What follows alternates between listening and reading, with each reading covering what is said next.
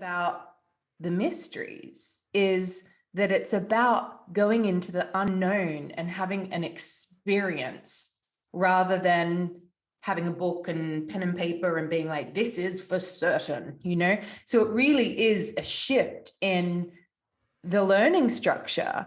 And that is really what I'm most excited about for us. So the first principle, as we've been creating this training, and I'm inviting you to lean into it as well, is all about wonder.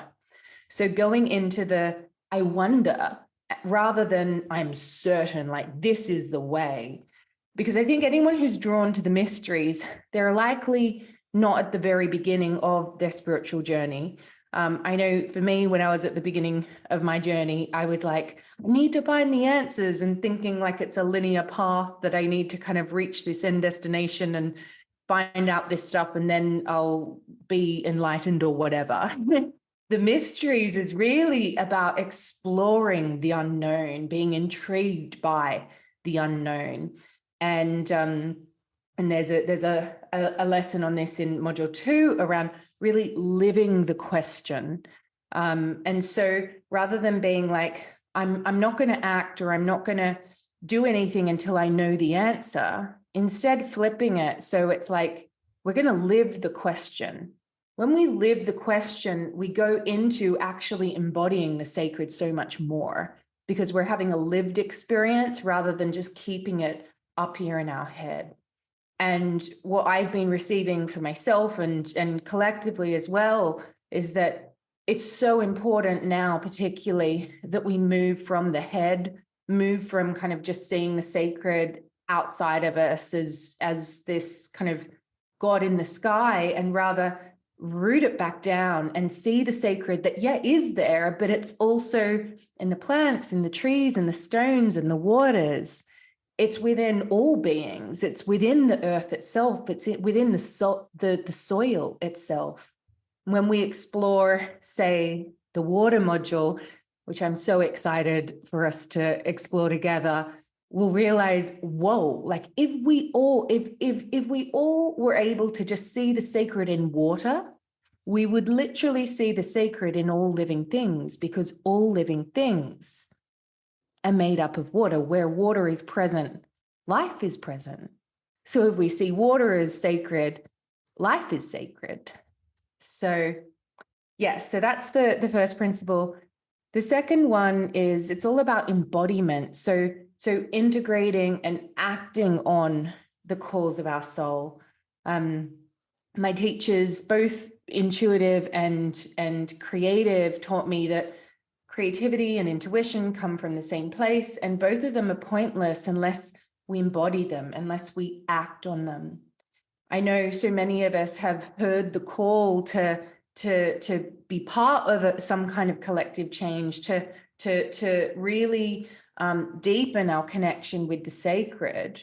But again, if it stays up here in the ethers, then we're not anchoring it here. And I know that particularly those of us who are sensitive and maybe have heard that call, the embodiment piece is not straightforward. I know it's been a big journey and is a constant journey for me. So maybe it's the same for you. And then the third principle is about having a direct experience of the sacred. This is really the way of the mystic.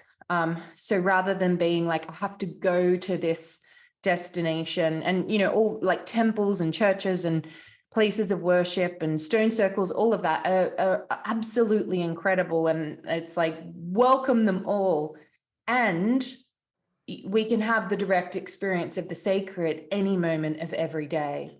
So and so it is about like finding the sacred within as well as all around us. And so really off that is because everyone is having their own direct experience. Another big principle, particularly within the community, is this open-mindedness that everyone can have their own direct experience. So it doesn't have to be a certain way. So I really invite you to hold space for each other to have different experiences as well. because this isn't this, even though we do have an accreditation track, the way to do this course right is like the way my teachers taught me to trust your intuition or to sing, or it's like if you're trying to get it right, you're doing it wrong. So we're going into the mystery, into the unknown, into exploring and living the questions. And so there are many different parts of this training where an answer of I don't know, or I wonder, or whoa, I'm just so in awe, or and a mystical experience, as we've already discovered in module 1, if you've started the lessons there, one of the biggest traits of a mystical experience is the word ineffable. You literally can't describe it. You can't find the words to wrap around it. And so I know that this is a bit of a kind of like polarity thing where we're like, oh my gosh, I'm doing a training, but I'm also, I'm maybe not going into certainty. But in my experience, as we go on the spiritual journey, the questions open up other questions. So my invitation for us is to lean into that and to see each of us individually and then collectively, because there's a reason why all of us have gathered, and we may never know what that is. And maybe there's many, many, many reasons. Maybe your presence just here tonight will open and be a key for someone else, and you'll never know. But yeah, it really is about staying open to being this, I would call us like soul adventurers. We're inquiring into the mysteries.